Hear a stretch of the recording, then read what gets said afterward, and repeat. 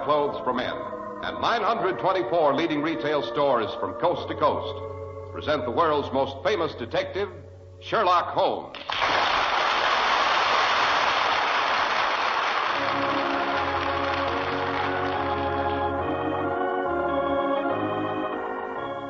Our stories are based upon the character of Sherlock Holmes, created by Sir Arthur Conan Doyle. Sherlock Holmes is portrayed by John Stanley, Dr. Watson by Alfred Shirley, and the dramatizations are by Edith Meiser. And so tonight we make our way through a cold November rain to the cheerful firelit study of our old friend, Dr. John Watson. You know, Mr. Harris, I'm surprised and delighted to hear you mention my given name. Everyone, of course, knows that Holmes' first name is Sherlock, but to most people I'm just Dr. Watson. To hear them talk, you might think I'd never been christened. But to draw up your chair to the fire. Feels good to get in out of the wet, Doctor. Only a Sherlock Holmes adventure could lure me out on a night like this. That's exactly what I used to say in the old Baker Street days, Mr. Harris. Yes, it brings to mind a case that looked like a neat little murder in Tufnell Park. Too neat, as it turned out. If Holmes, the incurable skeptic, hadn't happened along at the psychological moment, the wrong man would have undoubtedly gone to the gallows. But before we become any further involved in what appeared to be mayhem and sudden death, suppose we do homage to our sponsor's excellent product. Happy to oblige, Dr. Watson. Every man likes to trade in the leading store in his community, the store that really has its roots in the town, the store run by friendly local people you respect and who respect you. Now, the whole idea behind Clippercraft is to make it possible for you to shop at fine stores like this and get what are acknowledged to be the finest values in clothes in America. The Clippercraft plan makes it all possible, concentrating the buying power of 924 leading stores across America, making tremendous savings in manufacturing and distribution costs. At your Clippercraft dealers, you can buy superlatively fine Clippercraft suits at only $35 and $40, with a few special numbers at $43.75. Top coats and overcoats are only $30 to $40. Sport jackets, only $24. Clippercraft clothes are so exceptionally fine that we urge you to compare them with clothes selling for many dollars more. And now, Dr. Watson, to get back to the neat little murder in Tufnell Park. Right. As a matter of fact, Holmes and I just missed being eyewitnesses to the shooting. It was a night when the century was very young. A night very much like tonight. Rain with a bit of mist mixed in for good measure. Holmes and I were taking a slight constitutional. You mean you went walking on a night like this for pleasure, Doctor? We were out walking, Mr. Harris, to relieve the tension. It had been raining for 4 days. From Monday to Thursday, I doubt whether it ceased for a moment. When, for the 4th time, after pushing my chair back from the breakfast table, I saw the heavy brown swirl condensing in oily drops on the window panes, I was ready to jump out of my skin. Can't say I blame you. Holmes' nerves were, if possible, in worse shape than mine. He paced around our lamplit sitting room like a caged animal, cursing under his breath in a fever of suppressed energy. Finally, as evening drew in, he proclaimed he was going out for exercise if he had to swim in the gutters. We donned caps and ulsters, and after a certain amount of acrimonious discussion, I persuaded Holmes into his overshoes and muffler. For half an hour we strode the streets in silence. Little by little our nerves relaxed and our pace slackened. By the time we started across Tufnell Park, Holmes was feeling almost amiable.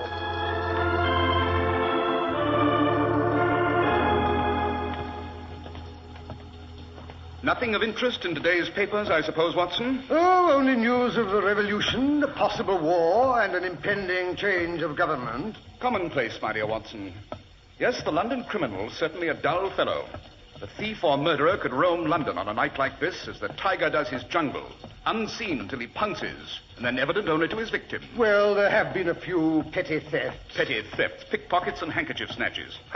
The stage is set for something somber, sinister, violent. Oh, I do wish you wouldn't run on like that, Holmes, at least until we reach the other side of the park.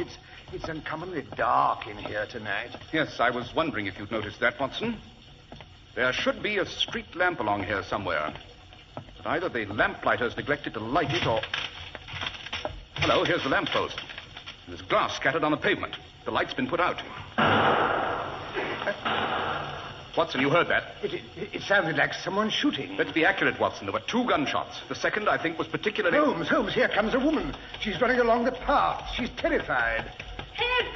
Someone, help! Pardon me, madam. Can I be of assistance? I'm Sherlock Holmes. Oh, thank heaven. You're just the man I need. It's murder. Where?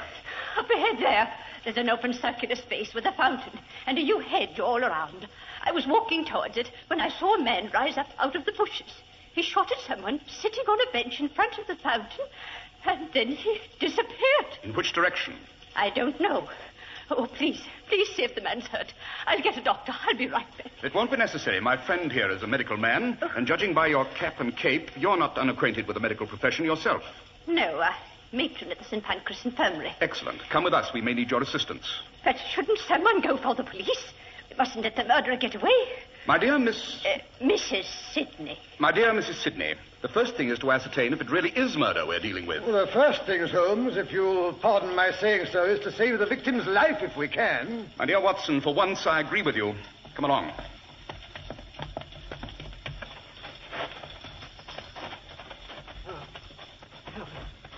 Help me, someone. I'm shot. Here he is, Watson, on the ground beside the bench. Holmes, light some matches so I can have a look at him. Good Lord. It's Superintendent Jeffers. His neck. He's been shot in the neck. Yes, I'm afraid it's serious. Matron, don't you? I'm glad. Have them get me to the infirmary. He's right. We'll have to operate. Hurry, Mrs. Sidney. Tell them to send the ambulance and a stretcher. Robert, what's happened? Oh, Robert, what have they done to you? Nellie, where were you? I waited. I came as quickly as I could. They wouldn't let me off duty. Nellie, never mind that. Go get help. Tell them to bring the ambulance. Oh, no, I want to stay with him. And what good would you be? Just a probationer?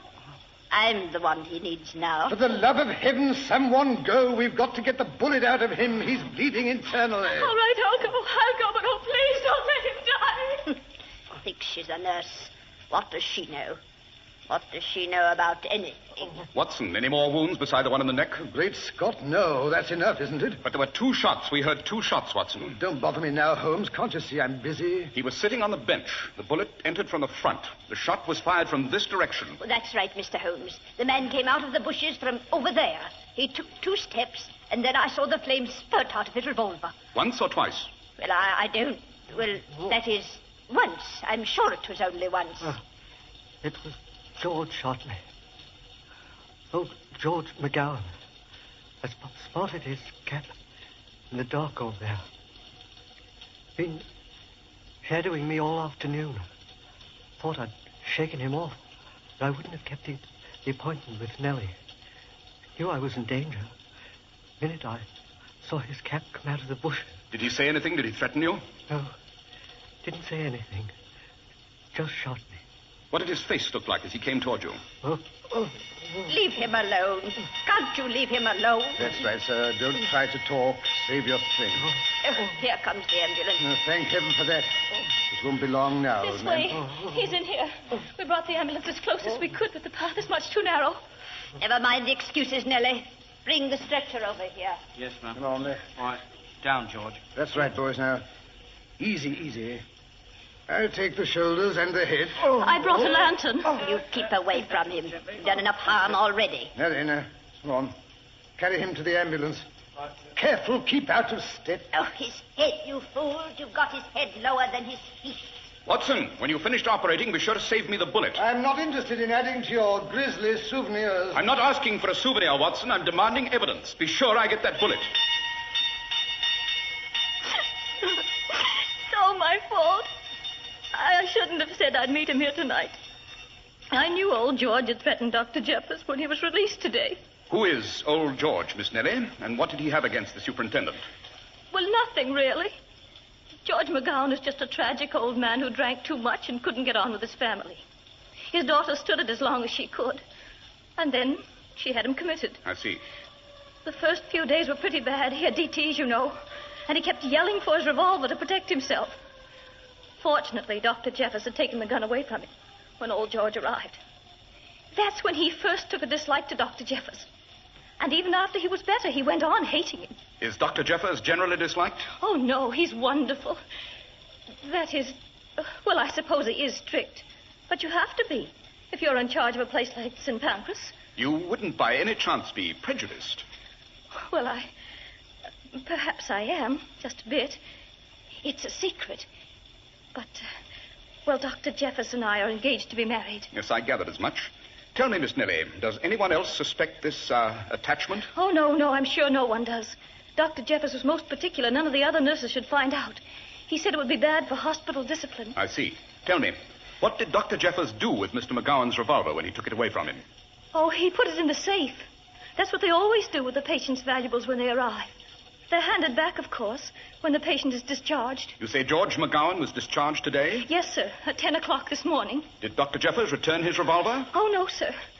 That was what they had the row about. That and old George's cap.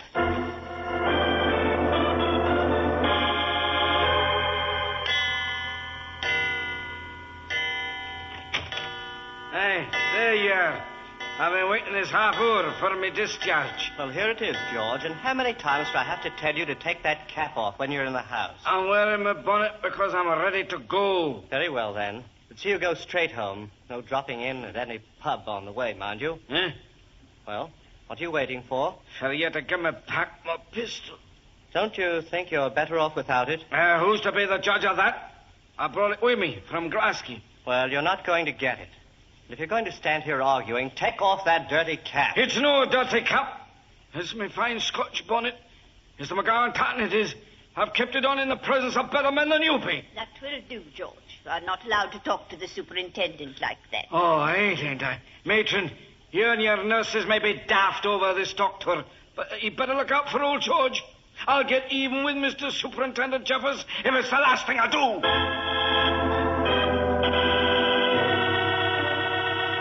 I begged Dr. Jeffers to be careful, but he just laughed. He said if the doctor was going to worry about all the patients that took a dislike to him, he'd better give up medicine.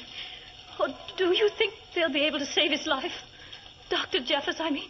Fortunately, my dear, Dr. Watson is a much better surgeon than he is a detective. Your friend is in good hands. Dr. Watson? Why, then you must be the great Mr. Sherlock Holmes. Hadn't you guessed? Well, no. I suppose I was so upset, and then the light here is so dim tonight. All I can really see is that peaked cap of yours. Yes. Dr. Jeffers says it was Mr. McGowan that shot him, but I suspect all he saw in this lightish bonnet.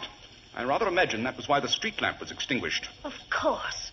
Old George hoped to get away without being recognized at all. I wonder. What are you looking for, Mr. Holmes? Confound this rain. It's drowned my match. We'll try another. Here, I'll hold my cape over it. Thanks. Yes, that's better. No footprints on this gravel, confound it. Yes, hello. Here we are, just as I expected. Right here on the ground under the yew hedge. A trifle waterlogged, but still recognizable. Why, that's old George's cap. He must have lost it in the excitement. And look, there on the grass, Mr. Holmes. There's his revolver, too. Don't touch it, whatever you do. Don't touch it. Don't want any unnecessary fingerprints. I'll handle it with my muffler. Good thing Watson bullied me into wearing it. Comes in useful after all. Although what fingerprints we have are probably badly smeared. The gun has recently been discharged. Yes, only one chamber has been emptied.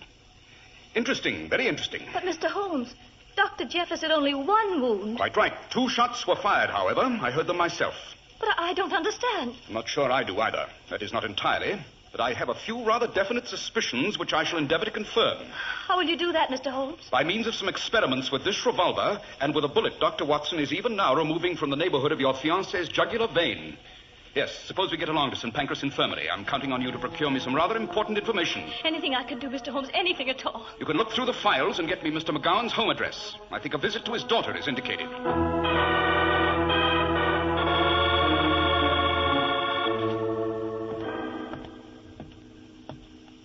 Let's see, 17 Burberry Mews. 17, yes, here we are. Dilapidated little villa. Ah, well.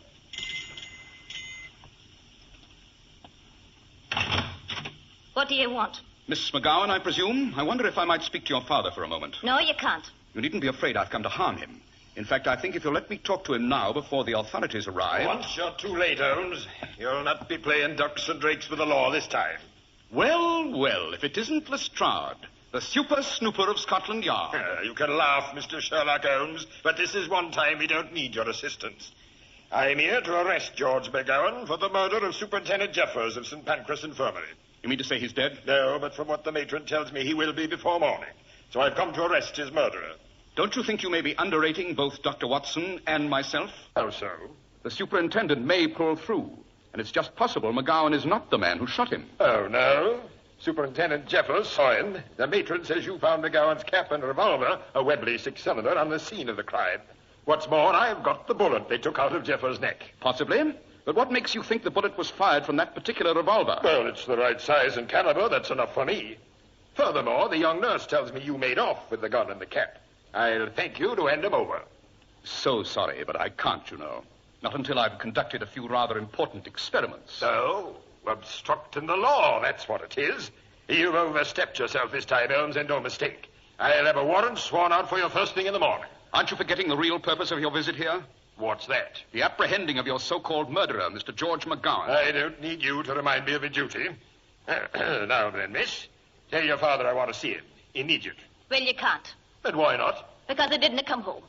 And if you had the sense you're born with, you'd go and look for him lying drunk in some pub or some alehouse. What are we paying taxes for, I'd like to know? Why didn't they keep him in the hospital till he was cured, eh?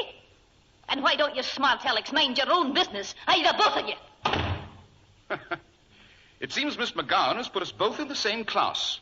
Congratulations, Lestrade. You've been promoted. You go to blazes. And another thing, you bring that cap and that revolver down to the yard first thing in the morning, Holmes, or I'll see you put behind bars. You've made your little ultimatum, Lestrade. Now I'll make mine.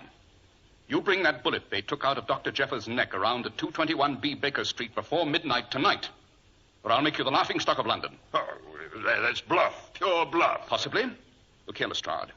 I'll stake my reputation that that bullet was not fired from McGowan's gun. You can bring a warrant with the bullet. If I'm wrong, you can arrest me for trying to conceal evidence. Pretty sure of yourself, aren't you? All right, it's a deal. I'll bring the warrant and the handcuffs, too. All right, George, the coast's clear. You can come out from behind the rain barrel. Thank you, sir. Where'll you be for no turning me in? Don't mention it. Oh, just one thing. Tell me the truth, George. Did you shoot Superintendent Jeffers tonight in Tufnell Park? So help me, sir, I don't know. I followed him about all afternoon, but it was that wet and Aurora. I had to stop in now and again for a wee drap, and pretty soon I was in a bit of a fog, as you might say, so I don't rightly remember what happened. When I come to, I was lying in the gutter with my bonnet gone and my hand here covered with blood. It could be my own blood, sir. I've got a nasty cut over my left eye. Let's hope it is your own blood, George. If it's not, we shall both end up in jail.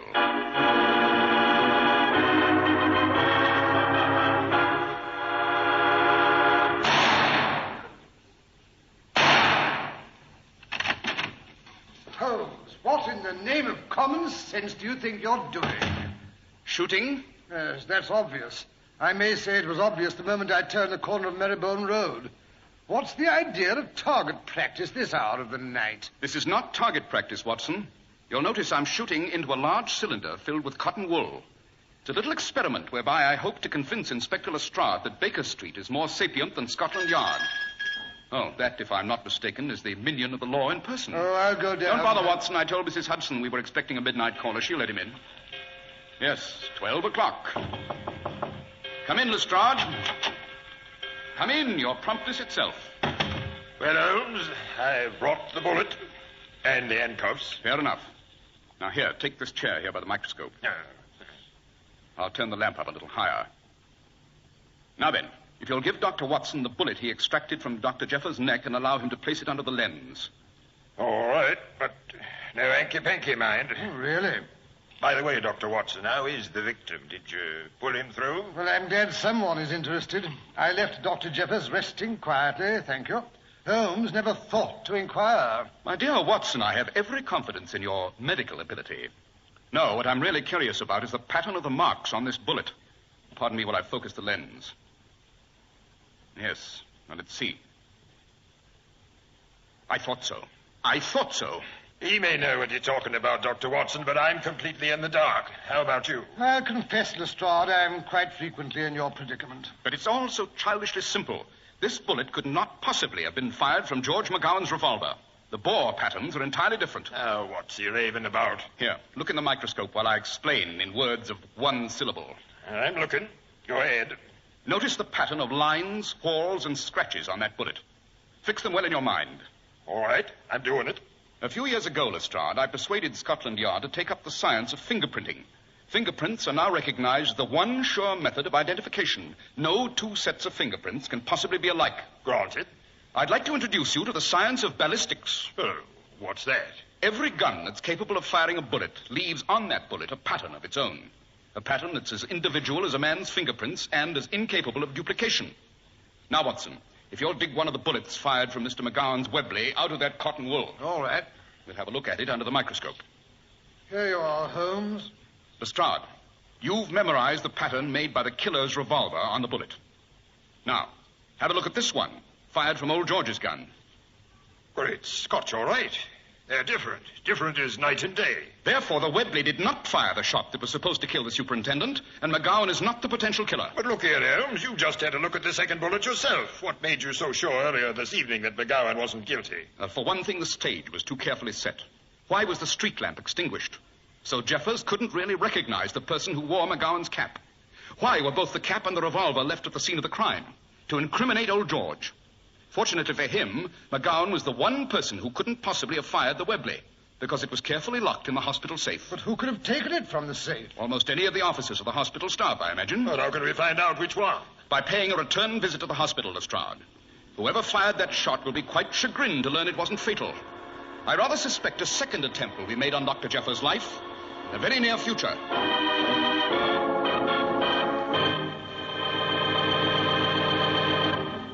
Take a good long look before the mirror. If you hadn't seen that Clippercraft label, how much would you say that beautiful suit costs? Well, many, many dollars more than the figure on the price ticket. It's pretty hard to believe you can buy clothes that fit so beautifully. Such long-wearing woolens, such smart styles and superior tailoring at prices so remarkably low. Suits at only $35 and $40, with a few special numbers at $43.75. Top coats and overcoats at only $30 to $40, and sport jackets at only $24. Without the famous Clippercraft plan, it would be impossible. It concentrates the buying power of 924 leading stores across America. Gives you the savings that result from group buying at the store you can trust. At your own local independent store. Selling beautifully tailored, expensive clothes at inexpensive low prices at the nation's finest independent stores is the great big idea behind the Clippercraft plan. That's why men who know insist on Clippercraft clothes. So be sure to visit the Clippercraft store in your city. The leading stores in the metropolitan area that bring you Clippercraft clothes are Saks 34th, Broadway at 34th Street, Manhattan, Abraham and Straus, Brooklyn, the Boulevard Men's Shop, Kresge, Newark, New Jersey, and the B&B Clothes Shop, 16408 Jamaica Avenue, Jamaica. These great, courteous, and friendly stores are proud to add their names to that of Clippercraft in the label of your suit, top coat, sports jacket, and overcoat.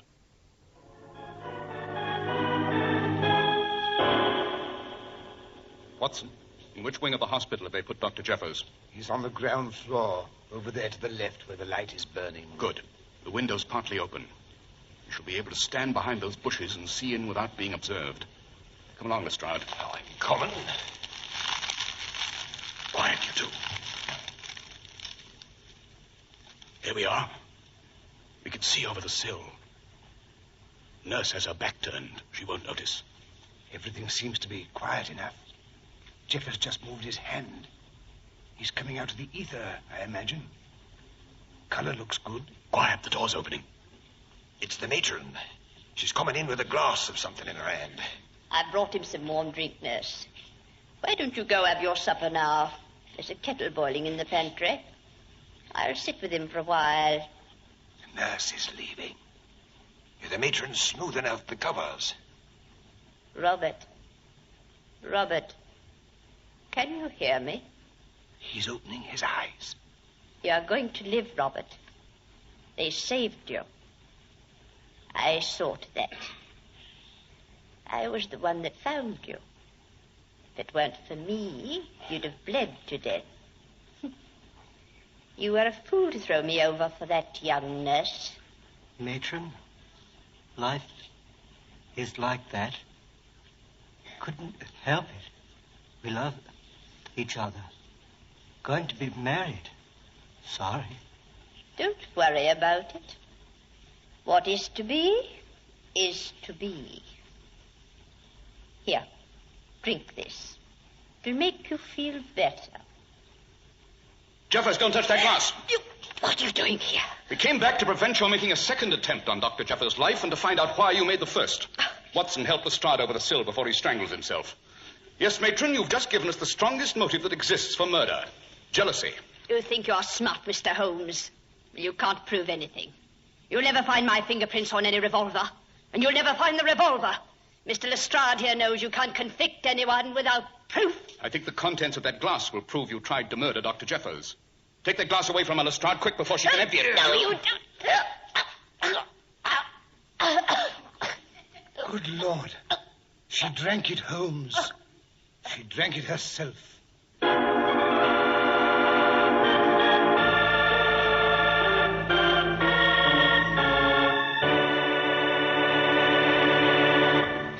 There was nothing Holmes or I could do, Mr. Harris. That glass contained a very lethal dose of prussic acid.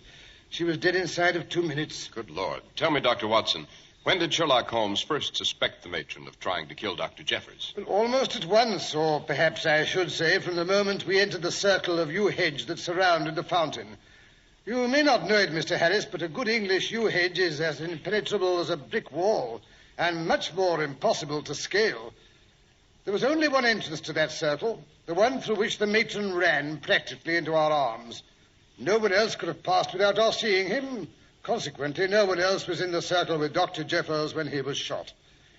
It had to be the matron who fired the revolver, who fired the 2 revolvers, I should say. The one to incriminate George McGowan and the other to do the job. Thank you, Dr. Watson. And now, what is in store for us for next week? Next week? Well, now, let me see. I think I'll tell you how Holmes unearthed a stolen naval treaty that threatened the peace of Europe. It involves a careless young employee of the British Foreign Office, a beautiful lady with a lamp, and a mist-shrouded garden.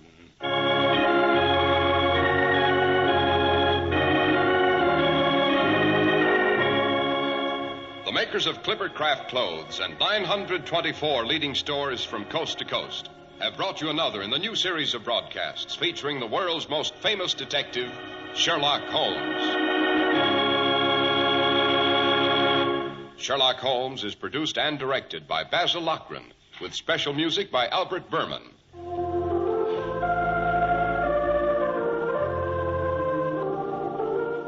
If you don't know your Clippercraft dealer, write Clippercraft, 200 Fifth Avenue, New York City.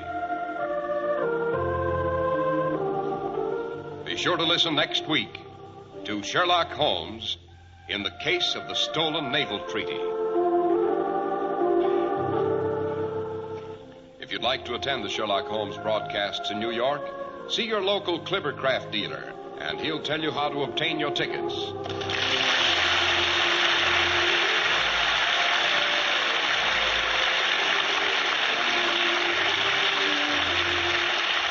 This is Cy Harris speaking for Clippercraft Clothes. This is the world's largest network, serving more than 450 radio stations, the Mutual Broadcasting System.